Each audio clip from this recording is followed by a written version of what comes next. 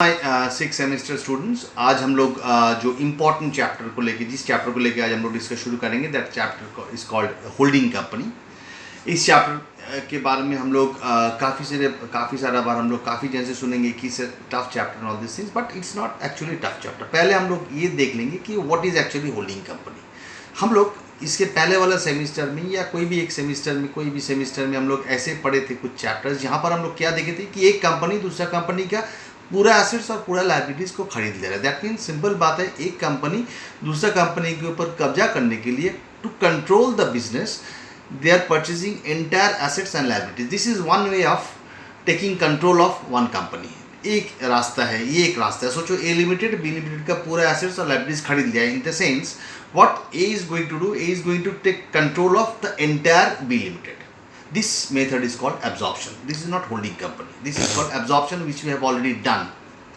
Now then, what is holding company? Say for example, A Limited पूरा assets liabilities नहीं खरीदा, but they have purchased more than 50% of the shares of B Limited in order to take control of that company, in order to make a change in the composition of the board of director of B Limited. They are purchasing more than 50% of the shares. In this way also, A Limited can take control of B Limited. So this is another way of taking control of B Limited. Here, this system of taking control of B Limited is called holding company, where A Limited will be considered as holding company and जिस कंपनी का वो share खरीद रहे, मतलब इधर in this example B limited will be considered as subsidiary company. तो ये हो गया होल्डिंग कंपनी, जहाँ पर हम लोग क्या देखेंगे, ए लिमिटेड उस बोर्ड ऑफ डायरेक्टर्स का उसमें कंट्रोल पाने के लिए या उसका बोर्ड में कुछ चेंजेस लाने के लिए, the composition, to change the composition of the board, in order to do all these things, what A is going to do is A is going to purchase he is going to purchase B's 50% of the shares, 50% or more than that, at least 50% खरीदना पड़ेगा या more than that shares खरीदना पड़ेगा B limited का, तब जाके A limited पूरी control कर सकेगा। अब सवाल ये उठते कि सोचो अगर A लिमिटेड B लिमिटेड का 60% या 70% शेयर होल्ड करते हैं, तो तब जाके बाकी से 30% जो शेयर रह जाता है बी का, वो हो जाएगा माइनॉरिटी शेयर्स।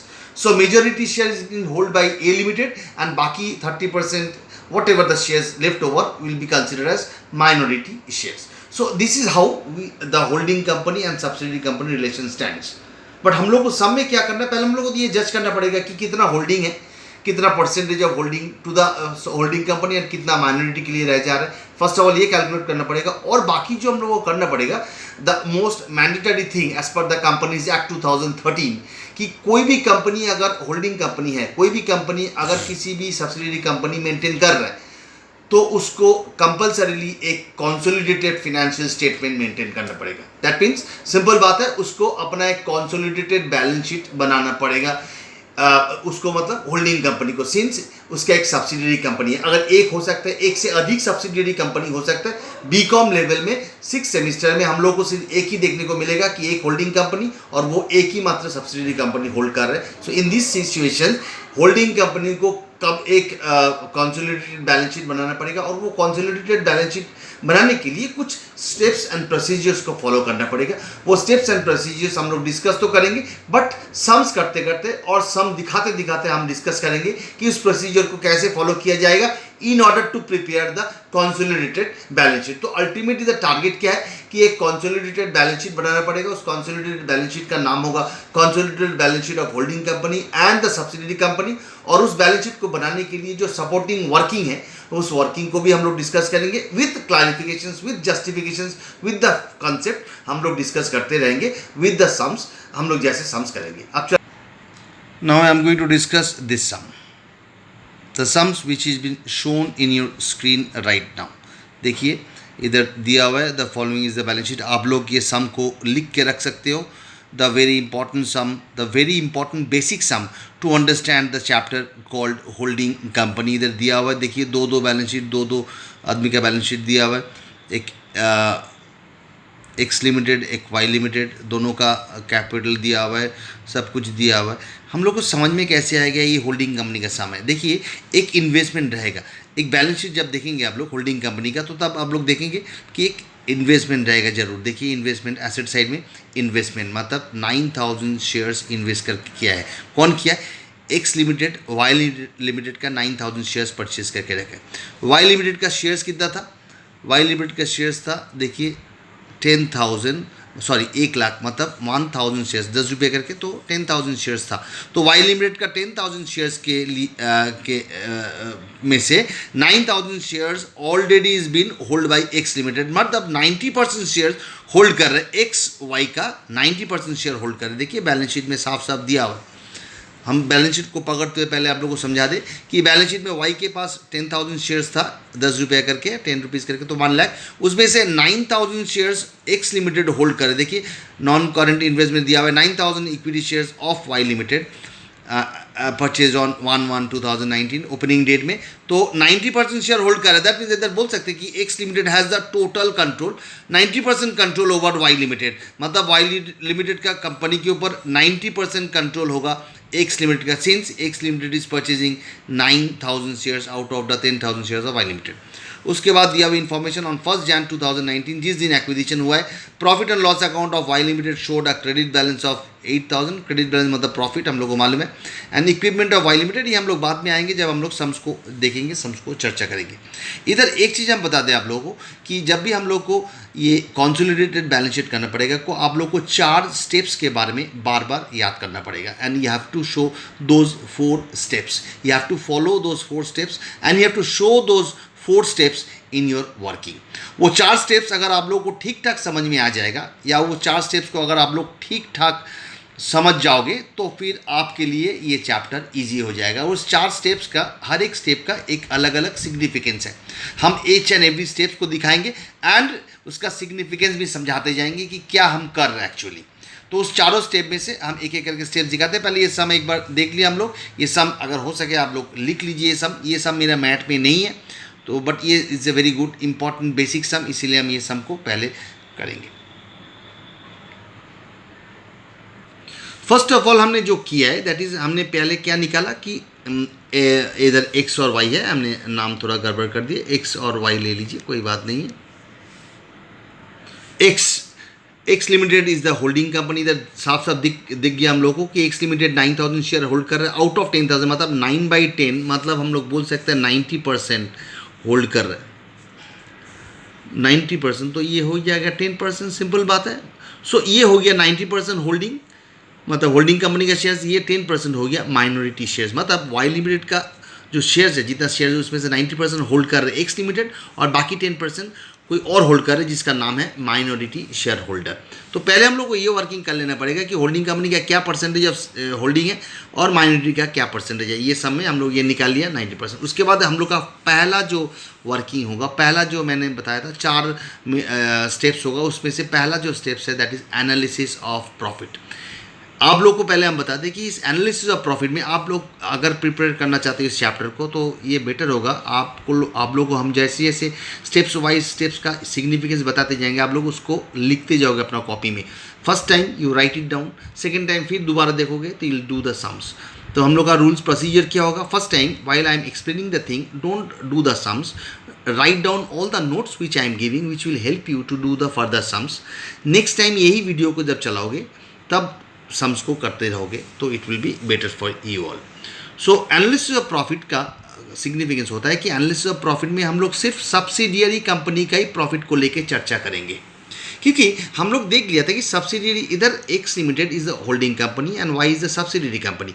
तो एक्स का वाई के ऊपर या वाई का हर एक चीज़ के ऊपर एक्स का अधिकार होगा to the extent of 90%, yes और नो। हम लोग इधर और एक बार क्लैरिफाई करें, वाई का हर एक चीज़ के ऊपर एक्स का 90% अधिकार होगा।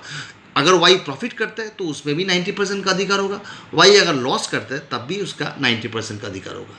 सिर्फ ये नहीं, जबकि जिस दिन एक्विजिशन हो रहा है उसके पहले का भी अगर कुछ प्रॉफिट होगा वाई का या हो चुका है तो उसमें भी 90% अधिकार होगा एक्स का, और जिस दिन एक्विजिशन किया जा रहा है उसके बात में भी अगर कुछ प्रॉफिट होगा उसमें भी 90% अधिकार होगा एक्स का।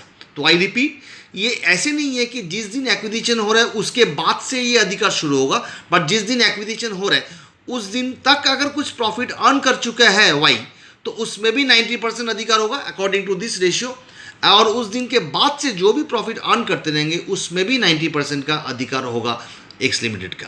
तो इसीलिए मैंने एनालिसिस ऑफ प्रॉफिट को दो पार्ट में डिवाइड किया। एक प्री एक्विजिशन, मतलब एक्विजिशन करने के पहले का अगर कुछ प्रॉफिट है तो वो प्री एक्विजिशन बोला जाएगा, और पोस्ट एक्विजिशन मतलब एक्विजिशन करने के बाद अगर कुछ प्रॉफिट किया जाएगा तो उसको बोलता है पोस्ट एक्विजिशन।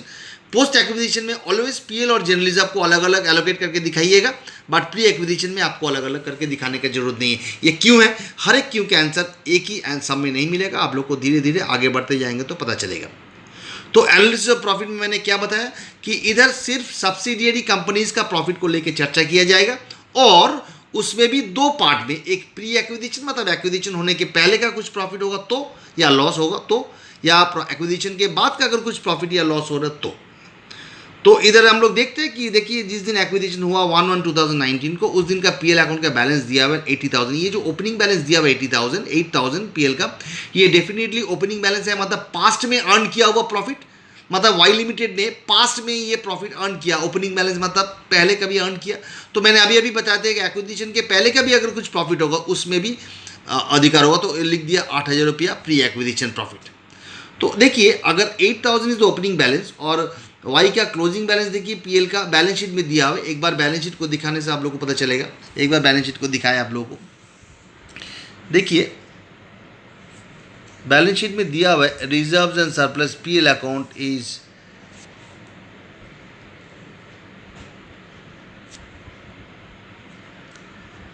$20,000। तो 20,000, तो 20,000 मतलब अब हम आ सकते हैं क्लोजिंग बैलेंस 20,000 का मतलब क्या होता है। क्लोजिंग बैलेंस 25,000 मतलब साल भर में 12,000 प्रॉफिट अर्न किया है, मतलब after 1/1/2019 Y limited 12,000 profit earn किया। 20,000 माइनस 8,000 मैंने करके देखिए PL account during the year. Opening balance था 8,000, क्लोजिंग बैलेंस है 20,000, मतलब साल भर में 12,000 प्रॉफिट अर्न किया। 20,000 minus 8,000 12,000, that will be definitely post acquisition PL. Post acquisition मतलब आफ्टर एक्विजिशन अगर जो अर्न किया जाता है। इस कंसेप्ट को थोड़ा क्लियर कीजिएगा।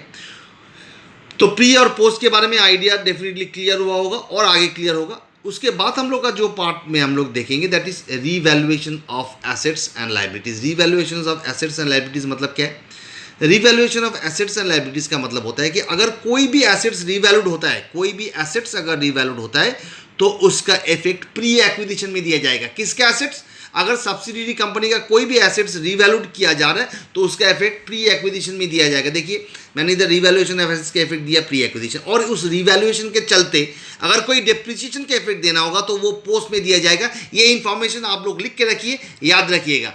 कोई भी revaluation of assets will be taken given effect in the pre acquisition, और कोई भी पोस्ट कोई भी डेप्रिसिएशन का इफेक्ट अगर उस रिवैल्यूएशन के चलते हो रहा है तो वो पोस्ट पीएल में दिया जाएगा। तो इधर रिवैल्यूएशन कैसे आया 20,000, इधर बोल दिया सब में कि 1 लाख का एक मशीनरी था ओपनिंग बैलेंस, जिसमें 20% आपको ये देना है, 20% आपका रिवैल्यूड करना। देखिए वो बोल दिया है समय कि 20% above it's book value of ₹1 lakh, मतलब 1 लाख का 20% दैट इज 20,000 आपको बढ़ाना है। 1 लाख रुपया एसेट का वैल्यू है, 20% बढ़ाना है, मतलब ऐड होगा रिवैल्यूएशन ऑफ एसेट्स, अगर बढ़ रहा है तो प्रॉफिट में ऐड होगा। तो 20,000 इधर कर दिया, और ये 20,000 जो बढ़ा दिया मैंने, सिंपल बात है 20,000 बढ़ाने से हमको डेप्रिसिएशन भी ज़्यादा दिखाना पड़ेगा। सो डेप्रिसिएशन ज़्यादा दिखाने मतलब क्या, प्रॉफिट से लेस करना पड़ेगा। तो देखिए मैंने लेस डेप्रिसिएशन किया है, किसके कितना रुपया 1,000 उसके ऊपर, मतलब जितना मैंने बढ़ाया 20,000 मैंने बढ़ाया उसके ऊपर मैंने 1,000 कर दिया। मैंने एक नोट इधर दिया, इस नोट को अगर आप लोग पढ़ोगे तो समझ में आ जाएगा कि मैंने कैसे ये 1,000 लिया, कैसे मैंने 5% लिया, कैसे लिया मैंने। For your understanding import opening balance is 95,000, मतलब ओपनिंग देखिए closing balance is 95,000 and opening balance is 1 lakh दिया हुआ है। देखिए क्लोजिंग बैलेंस बैलेंस शीट से आपको मिल जाएगा, एसेट का वैल्यू दिया हुआ है 95,000 and closing opening balance is 1 lakh जो सब में दिया हुआ है। So that means 5,000 is depreciation, 1 lakh से 95,000 हो गया, मतलब 9,000 डेप्रिसिएशन। 5,000 अगर डेप्रिसिएशन है 1 लाख के ऊपर तो डेप्रिसिएशन रेट क्या होता है 5%। तो ये 5% का जो रेट है वो अप्लाइड होगा। जितना हमने बढ़ाया एसेट वैल्यू 20,000 मैंने बढ़ाया तो उसके ऊपर 5% होता है 1,000, वो लेस हो जाएगा। लेस करने के बाद जो अल्टीमेटली बचेगा, देखिए मैंने लिखा therefore now value of equipment is raise increase by 20,000, therefore additional depreciation to be charge is 20,000 के ऊपर 5%, that is 1,000. So entire thing is been written over here. You are supposed to go through the thing properly. Again and again you have to go through, तब जाके clear होगा. उसके बाद इसका total आ गया तो ये कर दिया. उसके बाद पूरा ये टोटल मैंने लिख दिया इधर. टोटल करने के बाद आया 28,000 और 11,000. रिजर्व, जनरल रिजर्व कुछ है नहीं, ये सब में कुछ है नहीं, बट बाद में आएंगे तो फिर देखा जाएगा. उसके बाद हमने इस 28,000 में से 9/10 portion share of H limited होगा, तो बाद बाकी पूरा 90% पूरा तो एच लिमिटेड का नहीं है, इसमें से 90% एच का होगा और एस का होगा 10%. वैसे इधर भी पोस्ट एक्विजिशन पीएल में 90% एच का होगा, I mean X and Y होगा. इधर नाम थोड़ा मैंने गड़बड़ कर दिया, एक्स एंड वाई हो गया. एक्स लिमिटेड का होगा आपका 90% और वाई का होगा 10%. और next part of the working, cost of control. Second step, cost of control में हम लोग क्या क्या विचार करते हैं. कॉस्ट ऑफ कंट्रोल में हम लोग क्या विचार करेंगे. कॉस्ट ऑफ कंट्रोल में हम लोग विचार करेंगे cost of investment, that is 1,40,000. Cost of investment मतलब कितना रुपया दे के एक्स लिमिटेड ने इन्वेस्ट किया था. सम में दिया हुआ है, सम को थोड़ा देखेंगे तो समझ में आ जाएगा. सम में दिया हुआ है तो देखिए, सम में पता चल जाएगा आप लोगों को. देखिए 1,40,000 का इन्वेस्टमेंट था जो एक्स ने वाई के ऊपर किया था. 9,000 शेयर खरीदने के लिए, 9,000 शेयर्स खरीदने के लिए 1,40,000 दे के खरीदा था. मतलब उसका एक्चुअली इन्वेस्टमेंट वैल्यू कितना था, 1,40,000. So now let me move on to the cost of control. Cost of control में हम लोग ये विचार करेंगे कि कितना रुपया इन्वेस्ट किया वो. तो वाई लिमिटेड ने कितना रुपया, सॉरी एक्स ने कितना रुपया इन्वेस्ट किया. कॉस्ट ऑफ इन्वेस्टमेंट 1,40,000 इन्वेस्ट किया, और उसको क्या क्या मिला है. ये जो इन्वेस्ट किया मैंने, और इन्वेस्ट ऑन कौन सा दिन में हुआ है, 1/1/2019 में इन्वेस्ट हुआ. ये डेट याद रखिएगा, 1/1/2019 में इन्वेस्ट हुआ, जिसके कारण हम लोग को देखना विचार करना पड़ेगा उस दिन जिस दिन इन्वेस्ट हुआ 1,40,000, उस दिन उसको क्या क्या मिला. डेफिनेटली क्या क्या मिला देखते हैं. लेस, वो सब लेस करेंगे हम लोग. लेस क्या मिला, face value of equity shares. 9,000 shares उसने खरीदा, 9,000 शेयर्स खरीदा, 9,000 × 10, 90,000 फेस वैल्यू ऑफ शेयर्स उसको मिला. किसको, एक्स को. एक्स ने इतना रुपया दिया वाई को 1,40,000, बदले में उसको क्या मिला, 90,000 का इक्विटी शेयर्स मिला. 9,000 × 10 फेस वैल्यू 90,000 के इक्विटी शेयर, और साथ ही साथ इसके साथ और क्या मिला वो ऐड करना पड़ेगा, दैट इज पास्ट प्रॉफिट. याद कीजिएगा, जब 1/1/2019 को हम इन्वेस्ट कर रहे हैं 1,40,000 दे के वाई के ऊपर, तो वाई से मेरे को ये 9,000 का शेयर भी मिला, एंड साथ ही साथ तो जो पास्ट प्रॉफिट था उसका 90% जो हमने निकाला अभी प्री एक्विजिशन प्रॉफिट, जो मैंने एनालिसिस ऑफ प्रॉफिट में निकाला. सो प्री एनालिसिस ऑफ प्रॉफिट में से, एनालिसिस ऑफ प्रॉफिट में से जो प्री एक्विजिशन प्रॉफिट था उसमें से जो 90% निकाला था वो हम लोग को मिला था. तो दिस प्लस दिस हमको मिला, कुल मिला के कितना, 1,15,200. मतलब मेरे को ये दोनों चीज़ मिला था जिस दिन हमने इतना रुपया दे के इन्वेस्ट किया था. तो मैंने इन्वेस्ट किया इतना रुपया दे के, मेरे को मिला इतना. लॉस हुआ कि प्रॉफिट, आई हैव इन्वेस्टेड, मतलब x has invested this much against which x has received this much 1,15,200. That means x के लिए लॉस है. इसको हम लोग लॉस नहीं बोलते, इसको हम लोग बोलते हैं goodwill. So goodwill means whatever X Limited has invested, against which whatever he has received from Y Limited, the amount residual value, if it is loss, goodwill, if it is profit, then it will be capital reserve, जो हम लोग बाद में देखेंगे. So ये हो गया आपका second part of the sum cost of control. उसके बाद हम लोग आएंगे consolidated reserves and surplus पे. हम लोग आएंगे consolidated reserves and surplus में आएंगे. What is consolidated reserves and surplus? इसमें हम लोग सबका प्रॉफिट को लेके चर्चा करेंगे, एक्स का भी एज वेल एज वाई का भी. बट वाई का कौन सा प्रॉफिट, थोड़ा सा याद कीजिए. वाई का हम लोग एनालिसिस ऑफ प्रॉफिट में जब एनालिसिस किया था प्रॉफिट का, उसमें प्री और पोस्ट में हम लोग डिवाइड किया था, जिसमें प्री प्रॉफिट हम लोग ऑलरेडी इधर कंसिडर कर चुके. प्री एक्विजिशन प्रॉफिट हम लोग इधर ऑलरेडी कंसिडर कर चुके, तो डेफिनेटली इधर कौन सा प्रॉफिट को कंसिडर करेंगे, पोस्ट एक्विजिशन प्रॉफिट को कंसिडर करेंगे. कैसे करते देखते. पीएल बैलेंसेस, पहले हमने ये लिख दिया 50,000 किसका पीएल, ये एक्स लिमिटेड का प्रॉफिट जिसमें किसी का अधिकार नहीं है. अब देखिए इधर एक्स लिमिटेड वाई लिमिटेड का 90% शेयर होल्ड कर रहा है, तो इधर वाई जो जो चीज़ कमाएंगे उसमें 90% अधिकार एक्स का होगा. क्या ऐसे है कि एक्स जो जो अर्न करेंगे उसमें किसी का अधिकार होगा, वाई का कुछ अधिकार होगा? नो, बिकॉज एक्स का शेयर्स किसी ने खरीदा नहीं, तो एक्स का जो भी प्रॉफिट होगा वो खुद एक्स का ही होगा. इसीलिए मैंने 50,000 जो एक्स का प्रॉफिट है मैंने उधर लिख दिया. देखिए कहाँ पर मिलेगा, आप लोग थोड़ा बैलेंस शीट देखिएगा तो पता चल जाएगा. देखिए रिजर्व्स एंड सरप्लस में दिया हुआ एक्स का प्रॉफिट 50,000, तो मैंने इधर लिख दिया 50,000. और साथ ही साथ share of PL of Y limited, Y limited से जो एक्स को मिला है, वाई लिमिटेड से जो एक्स को मिला है एज पोस्ट एक्विजिशन प्रॉफिट, वो भी इधर कंसीडर किया जाएगा। तो हम लोग अभी अभी एनालिसिस ऑफ प्रॉफिट किया था, उसमें हम लोग देखा था कि पोस्ट प्रॉफिट, एक बार आप लोगों को दिखा दे। देखिए अभी अभी हम लोग किया था एनालिसिस ऑफ प्रॉफिट, ये एनालिसिस ऑफ प्रॉफिट है। इस एनालिसिस ऑफ प्रॉफिट में हम लोग अभी अभी किया था, करके क्या देखा था कि 11,000 आया था, उसमें से 90% किसका चाहिए, ये पोस्ट एक्विजिशन प्रॉफिट है। इसमें 9,900 एक्स का शेयर है और बाकी माइनॉरिटी शेयर है। तो वही 9,900 पार्ट को इधर ऐड कर दिया पीएल वाला पार्ट में, तो आ गया पीएल का टोटल बैलेंस। इधर जनरल रिजर्व है नहीं कोई भी कंपनी का, तो इसलिए जनरल रिजर्व ब्लैंक रह गया। हमने लिख के रखा इसीलिए क्योंकि बाद में जब सम करेंगे तब देखेंगे कि ये होगा, तो इसीलिए इधर ये ब्लैंक छोड़ दिया मैंने। तो 59,900 ये आपका आ गया कंसोलिडेटेड रिजर्व्स एंड सरप्लस। ये थर्ड स्टेप हो गया। अगला step, fourth step, that is minority interest. हम लोग अभी तक चर्चा कर रहे थे कि एक्स का क्या है, एक्स का क्या है, एक्स का क्या है, हर चीज़ में हम लोग एक्स का देख रहा था, because X is the 90% holder of the Y limited. समझ में आ रहा है? हम लोग अभी तक जितना भी चर्चा किया all related to X, because X is the 90% holder of Y limited. But ये मत भूलना कि वाई लिमिटेड के पास और भी 10% शेयर होल्डर है, जो लोग को हम लोग बोलेंगे minority share holder. Minority share holder कितना परसेंटेज है? 10%, 10%, क्योंकि 90% एक्स होल्ड करे तो बाकी 10% माइनॉरिटी शेयर होल्डर हो गया। तो 90% का वैल्यू क्या होगा? 90% के लिए ये ऑलवेज तीन चीज होगा। क्या क्या तीन चीज होगा? उन लोग के पास फेस वैल्यू ऑफ शेयर्स कितना है? Definitely 10,000 total number of share था वाई का, उसमें से 10% कितना होगा? 10,000, आई मीन 1,000 इंटू 10, 10,000। ठीक है, क्योंकि देखिए अभी अभी मैंने कॉस्ट ऑफ कंट्रोल का कैलकुलेशन जब किया था तो उधर हमने फेस वैल्यू कितना ले लिया था? 90,000 ले लिया था। वाई लिमिटेड का 1 लाख शेयर में से 90,000 ऑलरेडी परचेज बाई एक्स, तो बाकी 10,000 किसका होगा? बाकी 10,000 होगा माइनॉरिटी शेयर होल्डर का 10,000। और साथ ही साथ ऐड करना पड़ेगा दो प्रॉफिट, एक प्री एक्विजिशन पार्ट और एक पोस्ट एक्विजिशन पार्ट, जो हम लोग अभी अभी एनालिसिस ऑफ प्रॉफिट में किया था। एक बार देख लेते हैं। अभी अभी हम लोग एनालिसिस ऑफ प्रॉफिट में देखा था कि एक 9/10 लेस करने से 1/10 जो रह गया 2,800 और 1,100, वही पार्ट हम लोग को माइनॉरिटी में ऐड करना। तो देखिए माइनॉरिटी में मैंने वही दोनों चीज़ ऐड कर दिया। ऐड करने के बाद जो आ गया ये माइनॉरिटी इंटरेस्ट है, ये लायबिलिटी साइड में दिखाया जाएगा after share holders fund. After share holders fund इसको दिखाया जाएगा, उसके बाद हम लोग बाकी सब चीज़ दिखाएंगे। तो ये हो गया आपका 4 steps: analysis of profit, cost of control, consolidated reserves and surplus and minority interest. और एक बार रिपीट करें, एनालिसिस ऑफ प्रॉफिट, पहले हम लोग को निकालना पड़ेगा कि होल्डिंग कंपनी का क्या परसेंटेज ऑफ शेयर है और माइनॉरिटी का क्या परसेंटेज ऑफ शेयर है। माइनॉरिटी को हम लोग सब्सिडी कंपनी भी बोलते हैं।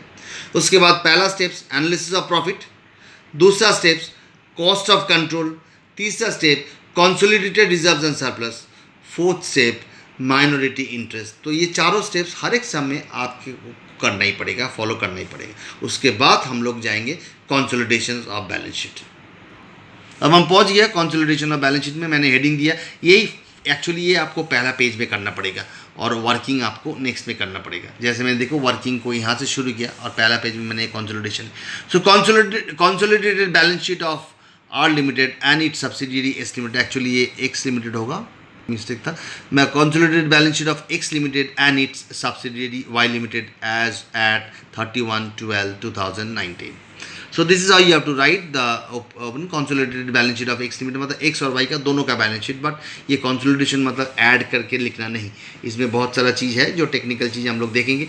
जैसे हम लोग जो शेड्यूल फॉर्मेट फॉलो करना, शेड्यूल 3 फॉलो करना, शेड्यूल 6 फॉलो करना पड़ेगा, जिसमें इक्विटीज एंड लायबिलिटीज लिखने के बाद share holders fund, share holders fund के अंदर में शेयर कैपिटल आएगा। इधर सिर्फ एक्स का ही शेयर लिखना पड़ेगा, क्योंकि वाई का जो शेयर था वो दोनों पार्ट में हम लोग डिवाइड कर दिया था। याद कीजिए, थोड़ा सा याद कीजिए, अभी अभी हम लोग देखा था वाई का जो 1 लाख शेयर्स था उसमें 90,000 शेयर्स को हम लोग कॉस्ट ऑफ कंट्रोल में कंसीडर किया था और बाकी 10,000 शेयर्स को हम लोग माइनॉरिटी शेयर्स में, माइनॉरिटी इंटरेस्ट में कंसीडर किया था। तो इधर जो शेयर रह गया सिर्फ एक्स का ही शेयर रह गया, तो एक्स का 4 लाख रुपया लिख दिया हमने। रिजर्व्स एंड सरप्लस में हम लोग को कंसोलिडेटेड रिजर्व्स एंड सरप्लस में जो भी बैलेंस आया था वो इधर लिख देना पड़ेगा। सिर्फ पीएल का ही बैलेंस था इसलिए मैंने पीएल का लिख दिया। अगर जनरल रिजर्व का कुछ होता तो जनरल रिजर्व लिख के इधर लिखना पड़ता, बट सिर्फ इधर पीएल का बैलेंस है, वो कंसोलिडेटेड रिजर्व्स एंड सरप्लस से कॉपी करके आपको लिखना पड़ेगा। तो आपने अपना काम कर चुके हैं ऑलरेडी 4 स्टेप्स में, आपको सिर्फ कॉपी वाला करने का काम करना है। उसके बाद नंबर 2 देखिए, लॉन्ग टर्म बोरोइंग्स है नहीं, ये सब में कुछ लिखा नहीं मैंने। Number 2 minority interest. Minority interest अभी अभी हमने कैलकुलेट किया था 13,900 आ गया, लिख दिया। उसके बाद ये तीनों छोड़ने के बाद जो करेंट लायबिलिटीज जाएगा वो दोनों को ऐड करके लिखना पड़ेगा। सो करेंट लायबिलिटीज को ऐड करके आपको लिखना पड़ेगा। सो ये सब चीज़ को ऐड नहीं किया हमने, हम लोग यहाँ ये सब चीज़ के लिए हम लोग को नोट्स का हेल्प लेना पड़ा। बट करेंट लायबिलिटीज देखिए दोनों कंपनी का है 7,50,000 और 4,80,000, ये दोनों को ऐड करके आपको इधर लिख देना पड़ेगा। तो लायबिलिटीज़ का काम खत्म। उसके बाद हम लोग जाएंगे एसेट साइड में। एसेट साइड में हम लोग क्या देखेंगे, नॉन करेंट एसेट्स, जैसे हम लोग लिखते हैं a property plant and equipment, उस ए के अंडर में आएगा टेंजिबल एसेट्स, टेंजिबल एसेट्स और इंटेंजिबल एसेट्स। टेंजिबल एसेट्स में क्या होगा, देखिए एक्स का था 2,50,000, थोड़ा करीब लेके जा रहे हैं, एक्स का था 2,50,000 प्लस वाई का था 95,000, ये दोनों एसेट था, दोनों को ऐड कर दिया। देखिए 2,50,000 प्लस 95,000 प्लस रिवैल्यूएशन हुआ था 20,000। याद कीजिए हम लोग एनालिसिस ऑफ प्रॉफिट में 20,000 रिवैल्यूएशन दिखाया था, याद करो, प्लस 20,000 और उसमें फर्दर डेप्रिसिएशन हम लोग लेस किया था 1,000, तो मैंने माइनस कर दिया 1,000। देखते जाइए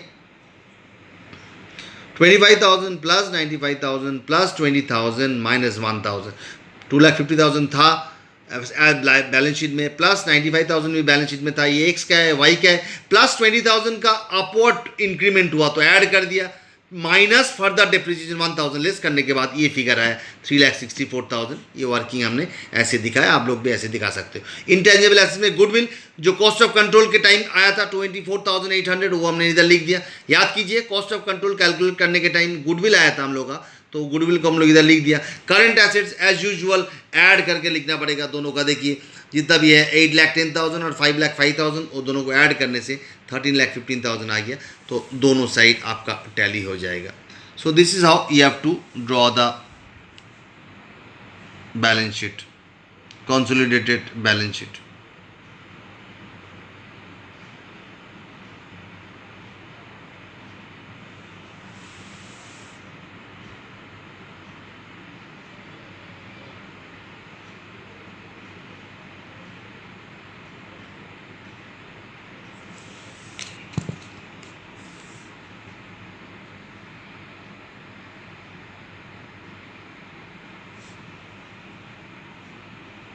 सो आज के लिए इतना ही काफ़ी है। आप लोग देखते रहो, आप लोग समझते रहो, आप लोग बार बार इस वीडियो को चलाते रहो, क्योंकि इसमें जो कंसेप्ट मैंने समझाया इसी कंसेप्ट के ऊपर हम लोग आगे देखते जाएंगे कि कैसे कैसे क्या होता है।